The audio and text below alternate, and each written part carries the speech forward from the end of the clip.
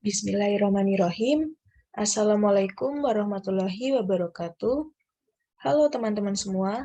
Perkenalkan, nama saya Aslihatul Fajriyati Novianingrum, NIM 201020050040. Di sini kita akan membahas mengenai trust issue. Nah, apa saja sih yang akan kita bahas sama-sama? Mari kita lihat.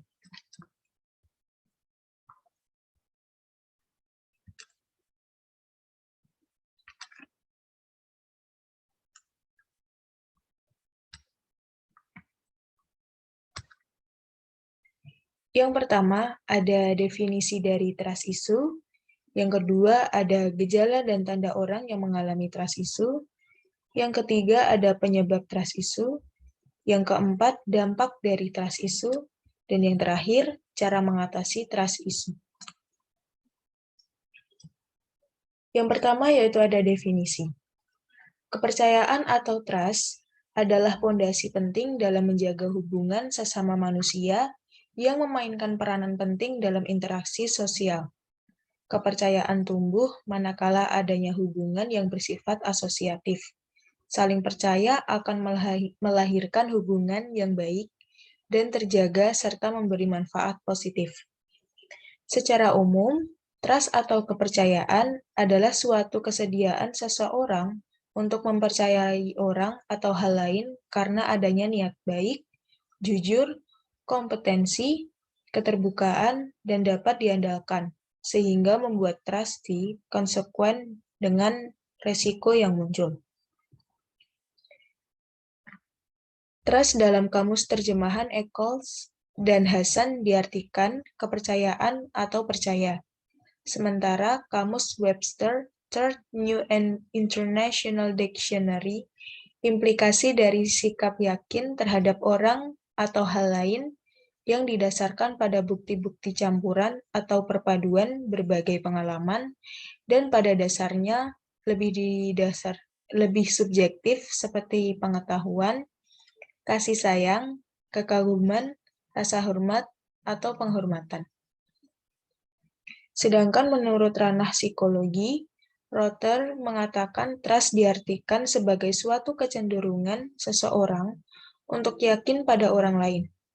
Dapat disimpulkan bahwa trust issue adalah situasi ketika seseorang mengalami rasa sulit percaya pada orang lain yang disebabkan oleh beberapa faktor tertentu, seperti dikhianati, disakiti, dikecewakan, diabaikan, dan lain sebagainya. Nah, gimana sih gejala dan tanda orang yang mengalami trust issue? Ada beberapa gejala dan tanda orang yang mengalami trust issue. Di antaranya yaitu, yang pertama, mudah curiga pada orang lain. Mencurigai seseorang yang sebelumnya pernah menyakiti atau mengkhianati kita merupakan hal yang lazim. Rasa curiga seperti itu bisa saja muncul akibat seseorang yang baru kita kenal tersebut memiliki kemiripan ciri atau karakteristik dengan seseorang yang pernah menyakiti atau mengkhianati kita pada masa lalu. Pengalaman itulah yang membuat kita menaruh rasa curiga dan hati-hati pada setiap orang yang dijumpai. Yang kedua, cenderung tidak memiliki hubungan yang mendalam dengan orang lain. Seseorang yang mengalami trust issue cenderung membatasi diri dengan orang lain. Hal itu disebabkan adanya rasa tidak percaya pada orang lain. Dapat dikatakan, hubungan yang tidak dilandaskan atas dasar percaya cenderung tidak mendalam. Yang ketiga, ada merasa kesepian dan hampa. Rata-rata seseorang yang mengalami trust issue akan menarik diri dari lingkungan. Dengan begitu, ia enggan untuk memperlihatkan siapa sebenarnya dirinya, sehingga ia akan terlihat asing di hadapan orang lain. Bisa dikatakan orang lain tidak mengenalnya secara mendalam. Yang keempat, protektif terhadap orang yang disayangi. Sikap protektif ini sangat sulit lepas dari seseorang yang tengah mengalami krisis kepercayaan, terlebih pada orang yang sangat disayangi, entah itu keluarga, sahabat, kerabat, maupun temannya. Hal tersebut ia lakukan karena khawatir apabila orang yang ia sayangi akan menyakiti, mengkhianati, melukai dirinya kelak. Sikap seperti ini yang akan menimbulkan sifat posesif dan cemburu pada dirinya kelak. Kemudian yang terakhir, ada sulit memaafkan orang lain. Orang yang memiliki trust issue cenderung mengaitkan kesalahan kecil dengan pengalaman tidak menyenangkan yang pernah dialaminya. Kesalahan kecil tersebut bisa datang dari orang yang memang berada di sekitarnya. Misalnya, terlambat dalam memberikan kabar, lupa akan janji yang telah ia buat, dan lain sebagainya. Kemudian, apa saja penyebab dari trust issue? Ada beberapa hal yang bisa menyebabkan trust issue itu muncul. Di antaranya adalah, yang pertama, pengalaman masa lalu. Trust issue tumbuh dari hasil pengalaman seseorang, baik itu di masa lampau maupun masa sekarang ini. Di masa lampau, khususnya hubungan dirinya dengan orang tua, karena orang tualah yang memainkan peran cukup besar dalam ranah keluarga. Bisa dikatakan keluarga merupakan lingkungan pertama kita tumbuh dan dibesarkan. Apabila seseorang telah mengalami sebuah kekecewaan, pengkhianatan, rasa sakit, ataupun pengabaian semasa kecilnya, atau paling tidak semasa remajanya, hal itu akan berdampak dan menyebabkan trust issue saat ia tumbuh dewasa. Penyebab yang kedua yaitu kejadian menyedihkan atau menyakitkan. Kejadian menyedihkan atau menyakitkan seseorang di masa lalu akan menghadirkan traumatis yang cukup mendalam. Bahkan bisa sampai ia beranjak dewasa. Misalnya, ia mengalami kecelakaan, suatu penyakit, ataupun kehilangan seseorang yang berharga di dalam hidupnya. Penyebab yang ketiga yaitu hubungan asmara. Trust issue bisa juga terjadi dalam ranah hubungan asmara. Sebagai contoh, orang yang mengalami trust issue pernah dikecewakan oleh orang yang ia sayangi, seperti sering dibohongi, diselingkuhi, atau diperlakukan tidak baik, dan lain sebagainya. Pembahasan yang selanjutnya yaitu mengenai dampak dari trust issue. Ada beberapa dampak yang ditimbulkan dari trust issue nih. Di antaranya adalah, yang pertama, ada rentan overthinking. Bagi penderita krisis kepercayaan, kalian cenderung akan mudah overthinking. Hal ini diperkuat oleh ketidakpercayaan kalian pada orang lain, sehingga kalian cenderung memikirkan tentang seseorang secara terus-menerus. Dampak yang kedua yaitu hidup terasa sepi. Orang yang mengalami trust issue akan merasakan kesepian yang berarti. Meskipun dikelilingi oleh banyak orang, tetapi nyatanya mereka akan merasa sendiri dan sepi. Hal itu bisa terjadi karena mereka enggan untuk lebih terbuka pada orang sekitar. Mereka takut untuk bercerita mengenai masalah yang tengah mereka hadapi, hingga akhirnya memendamnya sendiri. Dampak yang ketiga yaitu merenggangnya hubungan antar sesama. Apabila kalian tidak mudah percaya pada orang lain atau bahkan orang yang berada di sekitar kalian, orang-orang tersebut akan berpikir bahwa kehadiran mereka tidaklah dihargai, hingga akhirnya timbullah kerenggangan hubungan di antara kalian. Perlu diingat bahwasanya terjalinnya suatu hubungan karena dilandaskan rasa percaya, dan tentunya komunikasi yang kuat. Bila mana tidak ada rasa percaya antara satu sama lain, suatu hubungan akan mengalami kerenggangan.